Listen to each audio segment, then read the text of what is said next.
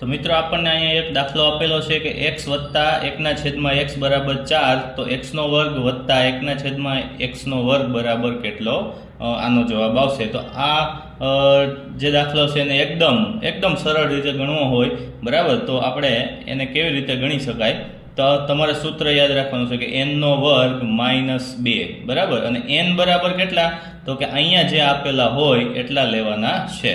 તો અહીંયા કેટલા આપેલા છે, તો કે ભાઈ 4 આપેલા છે, તો કે 4 નો વર્ગ -2 બરાબર, 4 નો વર્ગ થાય 16 -2 એટલે જવાબ આવશે 14, બરાબર। એકદમ સિમ્પલ રીતે આ તમે દાખલો ગણી શકો।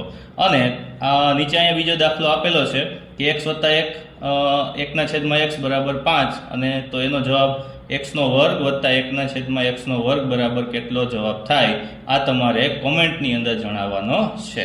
અહીંયા એના ઓપ્શન આપેલા છે। Thank you.